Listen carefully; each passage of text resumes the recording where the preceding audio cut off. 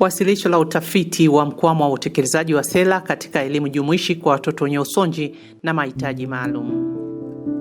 Jina langu ni Miriam Elisha, lakini pia nafahamika kama Miriam Loivotokilaiza. Ni mtafiti kwa maana ya PhD na nimefanya utafiti katika eneo la elimu jumuishi kwa watoto wenye usonji, na leo hii tulikuwa tunafanya wasilisho la waraka wa sera ambao limetokana na utafiti wangu, na tulileta kwa ajili mbele ya wadau wasilisho hilo la waraka wa sera ili wadau waweze kuchambua, kutafakari na hatimaye kuyapitia mapendekezo tuliyoyapendekeza kwa ajili ya kupeleka kwenye ngazi za juu kwa ajili ya utekelezaji. Miongoni mwa mapendekezo tunasema, cha kwanza, kunahitajika kwanza walimu wote wapate mafunzo ya elimu jumuishi, na hasa katika makundi ya mahitaji maalum ya kielimu ambayo kwa muda mrefu yamekuwa yakisahauliwa au hayajapewa uzito mkubwa, kama hili la usonji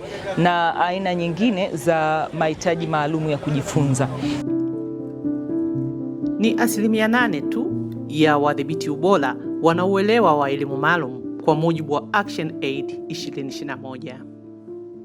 Lakini cha pili tunasema kuna maeneo, vituo vya upimaji vinatakiwa viwepo kila wilaya ili kusaidia wazazi na watoto wenye haya mahitaji waweze kupata huduma ya utambuzi kwa mapema, lakini pia waweze kupewa ushauri wa kitaalamu kulingana na uhitaji wa mtoto, lakini pia waweze kuelekezwa ni wapi mtoto anaweza kwenda akapata msaada. Cha tatu pia tunasema miongozo ya NECTA inahitaji kuboreshwa, ionyeshe kwa kina kabisa, kubainisha maeneo ambayo yanahitaji kubadilishwa kuendana na uhitaji wa kujifunza au kuendana na uhitaji wa tathmini zile za mitihani ya taifa kwa hawa watoto. Cha mwisho tulisema tunaomba ziwepo data sahihi za ufuatiliaji na matokeo na pia idadi kamili ya hawa watoto kwenye ngazi zote, na hili linaweza likatekelezeka kwa kuboresha yale makundi ya mahitaji maalum katika mfumo unaowasajili wanafunzi wa shule za msingi za serikali.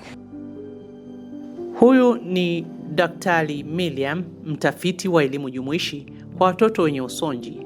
Hapa amewakutanisha wadau mbalimbali na kuwasilisha waraka wa uchambuzi wa sera na mapendekezo yake baada ya utafiti. Na haya ndiyo maoni ya wadau na baadhi ya washiriki. Matokeo hayo yameonyesha kwamba kuna mambo ambayo yanatakiwa jamii ichukue hatua, na hatua hizo ni kuanzia ngazi ya chini ya jamii. Ndio maana wamekuja walimu, wale wanaoshughulika pia na watoto wenye mahitaji maalum, lakini kwa kuzingatia zaidi elimu jumuishi, walimu ambao wanafundisha shule zenye watoto wenye mahitaji maalum, hususani watoto wenye usonji. Tukio hili limekuwa na umuhimu sana kwa siku ya leo, hasa kwa wakazi wa Iringa, lakini pia kwa wadau wote wa elimu kwa Tanzania nzima, kwa sababu utafiti huu umetuonyesha namna gani ambazo changamoto wanakumbana na hawa watoto wenye usonji, ikiwemo pia hata mambo ya mtaala mashuleni, wanashindwa kukopu na elimu iliyopo, lakini pia imekuwa funzo kwa wadau wa elimu kuona namna gani sasa kumbe tunaweza tukawasaidia, ikiwemo ni kurekebisha sera, lakini pia pamoja na miundombinu na kuongeza uelewa kwa wataalamu na walimu katika jamii yetu ya elimu jumuishi hapa Iringa na kwa Tanzania kwa ujumla. Na hii sera mara nyingi inawagusa wasomi na watekelezaji ambao wako kwenye sekta maalum, lakini sisi kama wanajamii huku tunafikiwa kwa uchache. Lakini leo kushiriki hapa, kwanza nimejifunza mengi na nachukua hatua. Sisi pia wanajamii tusisubiri mpaka tuletewe, kwa sababu kama hizi sera zinatengenezwa hatufikishiwi, lakini tunafanya juhudi gani kwa ndugu zetu ambao wanakuwa wana changamoto, ambao ni watoto wetu, dada zetu, wadogo zetu, tutafute hizi taarifa ili kwa pamoja sera zikiletwa tuweze kufikia hiyo elimu jumuishi na kuishi dunia jumuishi.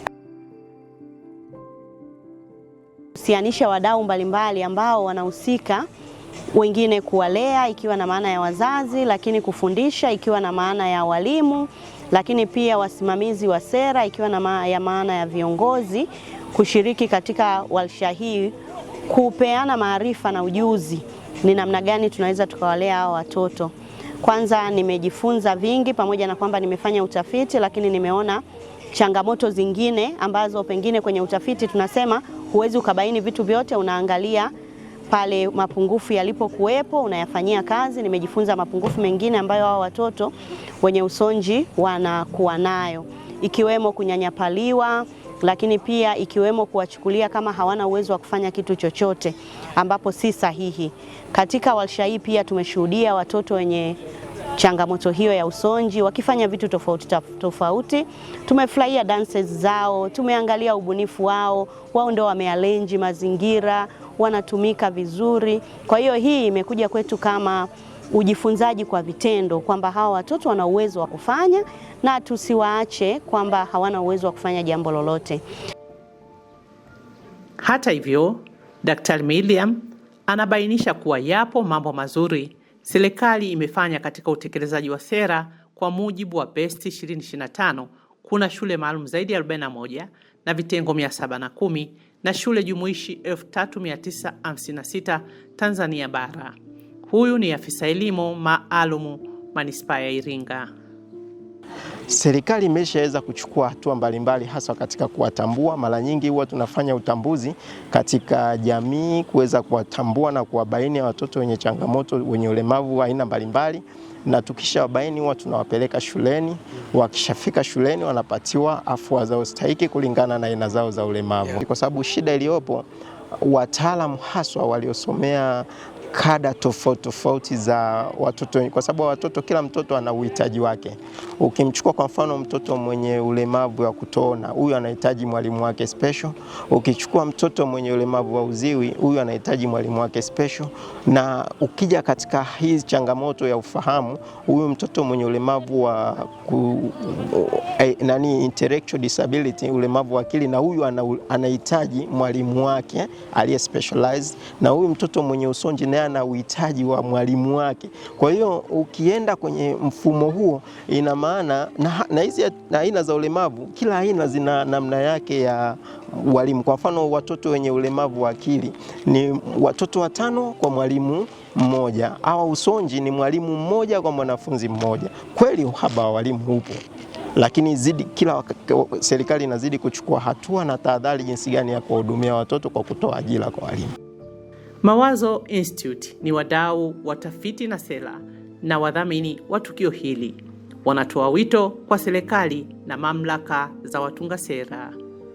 Wito wetu kwa serikali ya Tanzania ni kuona jinsi research kama hii ya Dr. Miriam imechukuliwa kwa seriousness ambayo inahitajika, na waweze kuona jinsi findings ambazo wamezipatiana pale na recommendations zimeweza kuwa implemented. Na tunaomba kwamba serikali ya Tanzania iweze kuchukulia hii kwa seriousness, kwa sababu tunaona ya kwamba iko na maneno mazuri sana, recommendations zake ni mzuri sana, na tunajua kwamba recommendations zake zikichukuliwa kwa manani, inamaanisha kwamba watoto wote ambao wako na shida ya usonji katika hii eneo la Tanzania watakuwa wamehusishwa sana kwa mambo ya elimu hapa Tanzania. Hii ni Makutano TV.